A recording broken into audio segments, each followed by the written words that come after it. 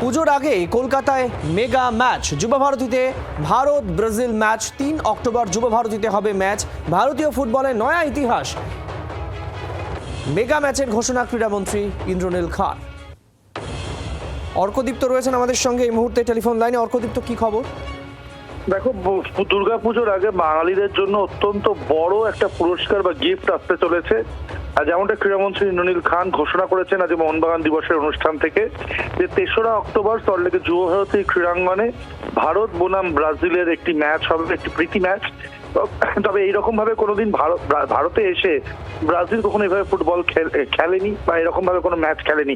যদিও নেইমার, তিনি রিটায়ার করেছেন, তিনি হয়তো থাকবেন না, তবে ব্রাজিলের প্রথম একাদশ যদি এখানে এসে ফুটবল খেলে বা একটা ম্যাচ খেলে ভারতীয় দলের জন্য, তা একদিক দিয়ে ভারতীয় ফুটবলের দলের জন্য একটা অত্যন্ত বড় ব্যাপার। সেই সঙ্গে অসংখ্য ফুটবল প্রেমী, শুধু কলকাতা বা পশ্চিমবঙ্গ নয়, গোটা দেশের অসংখ্য ফুটবল প্রেমীর জন্য একটা অসম্ভব বড় খবর। এবং দুর্গাপুজোর প্রাক্কালে এটা হওয়া মানে পুজোর আগেই একটা বড় সড়ক পুজোর উপহার সমস্ত বাঙালির জন্য। ধন্যবাদ। কি বলেছেন ইন্দ্রনীল খান, শোনাই। যুব ভারতী ক্রীড়াঙ্গনে সেখানে ইন্ডিয়া ভার্সেস ব্রাজিল ম্যাচ দেখতে চলেছি।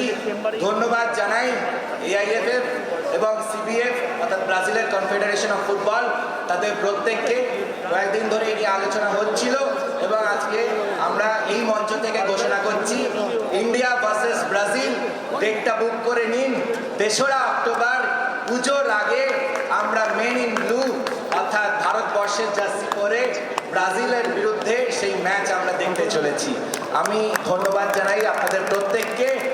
অক্টোবর ৩ তারিখের জন্য আমরা সকলে প্রস্তুতি নিই।